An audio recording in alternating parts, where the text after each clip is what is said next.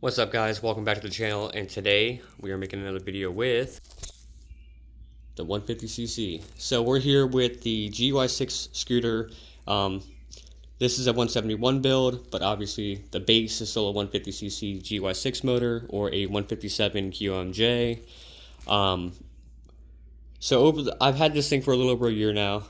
So there's one thing I haven't done since it's the end of winter now, running into the spring. At the end of spring into summer, I'm starting to ride this thing more often, so I need to bring it back up to speed for oil, engine oil, transmission oil, and I'm going to throw a new spark plug in it as well because I have been doing some carburetor tuning, so might as well refresh the plug that way this thing's running in tip-top shape.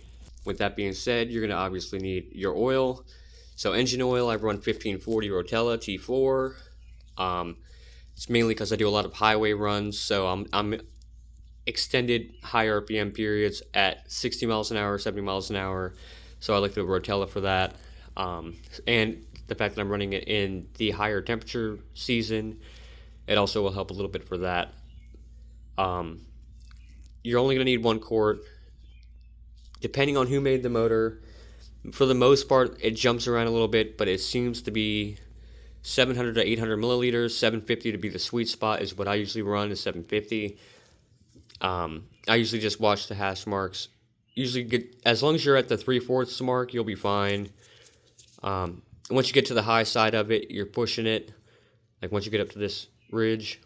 Now keep in mind, if you're like me and you have a decompression tube, you don't want to go to the high side of it. If you're on the high side of it and you're running a highway run at like 60 miles an hour for like a long duration of time, it will start to feed oil up through the hose and it will spray out, which, by the way, makes a mess. Did it on my last scooter, wasn't fun. But besides that, you're going to obviously need gear oil. I run 80/90. It's kind of personal preference, but most guys run 80/90. You can run 75. I think there's 75/90. There's a couple other ones. I usually run 80/90 though. This is one of those things where you drain the old one out, cut the nipple off the bottle, and basically just feed it through the side and feed it in until it fills up, and then it'll start feeding back out. You let it drain out. Once it drains out to where it's even and it's not draining back out anymore, go ahead and close it off and you're good to go. Next up is going to be the spark plug. For the spark plug, I got an HSA plug, or it's an NGK CR7HSA plug. There's 2 versions of this. So you have the HSA and you have the HIX. So it's CR7HSA and CR7HIX. The HSA is going to be a standard plug. HIX is going to be the iridium plug. I can't remember what I put in this last summer. I think it's an HIX plug, an iridium plug, but it could be an HSA plug. I can't remember off the top of my head. We'll find out when I rip that out. The spark plugs in these are going to be 5/8, and for the drain bolts, it's going to be 17 mil. For the CVT, it's going to be 10 millimeter for the top, 12 millimeter for the bottom. I have the Primo kit, so I will have to replace this engine drain plug because it got a little sheared the last time. So I imagine that might try to fight me when I go to take it off this time because it's been on for months. But I did keep the old one, the old stock one. So either way, it'll be fine. I'll just order another Primo kit. I think it's like 20 bucks, 15, 20 bucks. So it's not that bad. I'm going to go ahead, start popping these off. So let the oil drain and then we can jump into the decompression tube. Alright, so we got the oil draining over there on the driver's side. So we got the oil draining out, doing its thing. We did, however, run into an issue with this drain bolt. I keep trying to get onto it with like a locking pliers and stuff, so I think I'm just gonna end up going and cutting it off. I'm just waiting for the Dremel to refill, so I probably won't pop this off this round. Normally they recommend replacing this or cleaning out the mesh filter once every 3 oil changes. I usually do it every oil change when I'm not running into this. This is the first time I've ever run into this, ever having one of these engines, so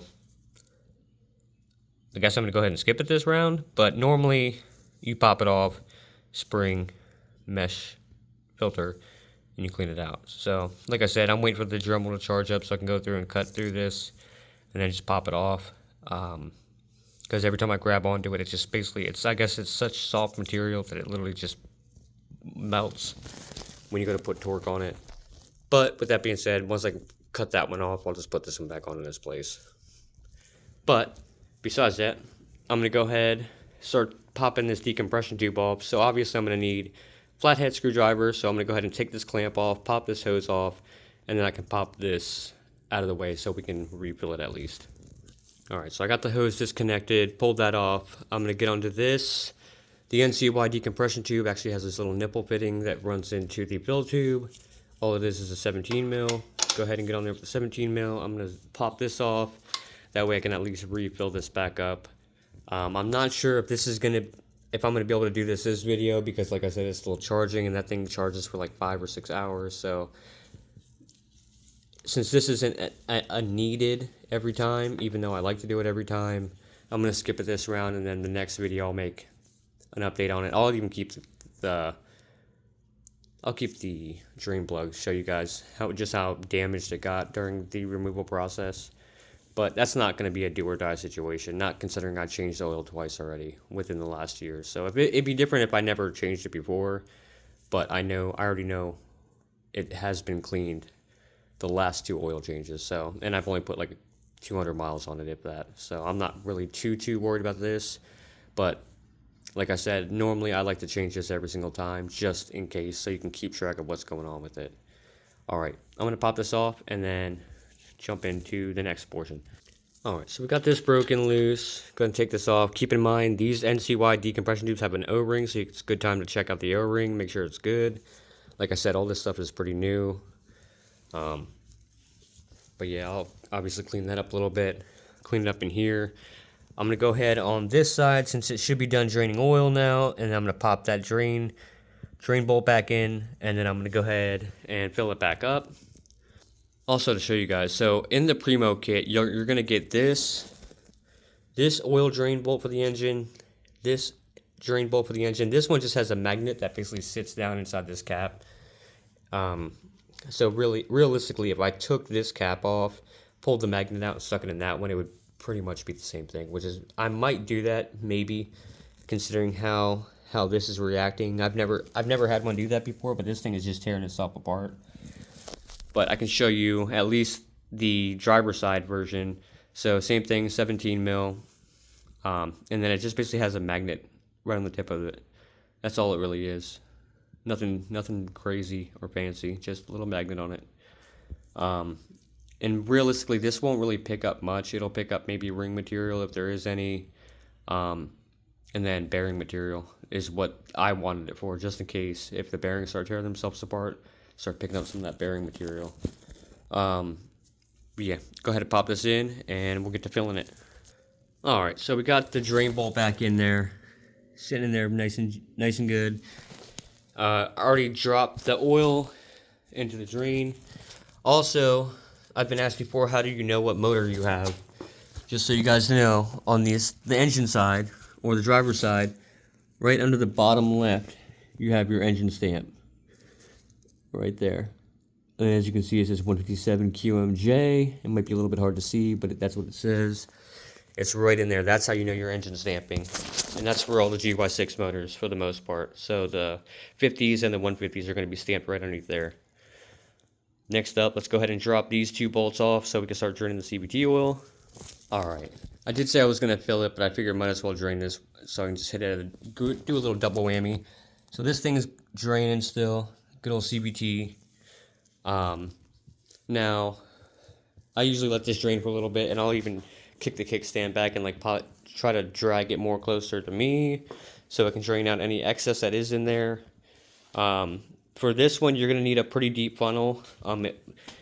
I use a transmission funnel for these. It'd be different if the exhaust wasn't right here in the way, but I usually use the exhaust or the transmission funnel to get it. Now I'm thinking about getting a different exhaust, which might swing up, so it might make it a little bit more easy, but like I said, I'm not betting on it. I would probably stick to the transmission funnel, and it'll help you out big time. And like I said, for the CVT, to fill it up, all you gotta do is take it, and at the tip of this, go ahead and cut it off to where it's narrow enough, and then when you fill it up, you can actually push the bike over, basically lean it to the right, fill it up, even it back out, but make sure it's straight up and down. That way it mimics how it's going to be when it's actually riding, because when they're sitting, you can tell they're definitely cocked to the left because of the kickstand, and they're obviously resting position. But okay, get it back into this. Alright, so this thing's still kind of dripping, so we're going to go ahead and let that finish doing its thing, and I'm just going to go ahead and pop this spark plug out a while, because might as well, got some time. For the spark plug change, it's actually going to be pretty, straightforward. You just get back in here, pull this coil off, and once you get this coil pack off, or this spark plug wire off, you'll be able to get access to the plug itself. I'm going to go ahead and pop this cap off and get into pulling the plug. And like I said, the plug is going to be a 5/8. Alright, so it looks like I had an HIX in there originally, and as you can tell from the spark pull with me messing with the carburetor, it was definitely running pretty rich, or pretty fuely, or more against the fuel side of things. So it is going to be nice that I am actually swapping this out. I knew it would be pretty bad because I went through 2 different carbs, multiple different jetting types, and then I just readjusted it again yesterday. I adjusted the needle because it was starting to cut off or starting to cut up a little bit and sputter right around quarter throttle. So I just basically had to adjust the needle position up one, give it less fuel, more air. But besides that, should be pretty good now moving forward, so hopefully this will help clean it up a little bit. I should probably take that carburetor off, even though you can't really see it, but I should take that carburetor off and clean it because it has sat for a little bit, and I did notice there was something in the fuel filter. So, but yeah, just so you guys know, this is the other one. So you got the CR7HIX, which is the iridium plug, and then you have the CR7 HSA standard plug, standard iridium. Alright, I'm gonna go ahead and pop this plug in and then get back to the oil on the CVT. Alright, so we got the new plug in, got the spark plug wire back on. I'm gonna go ahead, I might actually save this as a backup just in case. You don't want to get rid of it until you know it's running better, or at least just running in general. I've had it in the past where I've actually done plug swaps and I've thrown the last one in the trash, and then I put the new one on, go to ride it like a week later, and it runs awful. So definitely just keep it until you know for sure. Maybe it won't help it, or maybe you won't even notice it, but at least it'll maybe stay running. You know what I mean? You should notice some kind of a difference if you ride a lot. You'll notice if like, oh, okay, hey, this isn't right, and now it's sputtering up here on the top end or something like that, and you know that's the only thing that changed out of the whole ordeal. More than likely, something's up with the plug or the gapping on it. So keep that in mind. Okay, jump back into the CVT oil. Alright, so as you can tell, this is the 10 mil, and then here's one of the ones from the Primo kit. Same thing, just a magnet on it. It did have some magnet or some material in there. I basically just cleaned the magnet off, but that's why I like using the microfiber, so I can see what's coming off of it. Probably just a mixture of gears and maybe a little bit of bearing material, but I highly doubt it. But yeah, it's nice always keeping track of that. So I'm going to go ahead, pop these 2 bolts, or this bottom bolt in, so I can fill it up right here through this one. Alright, let's get it. Okay, so I just ran a shot of oil in there. As you can see, it's slowly coming back out. And like I said, what you're going to want to do, once you fill it up, you're going to want to wait for the stream to slow way down. Like you'll see it thin out down here. And when it slows down, go ahead and just stick the bolt in there. That's all you got to do. I mean, you could wait till it 100% stops, but either way, as of right now, with the way how thin this line is, it shows me that it's not crazy overfull.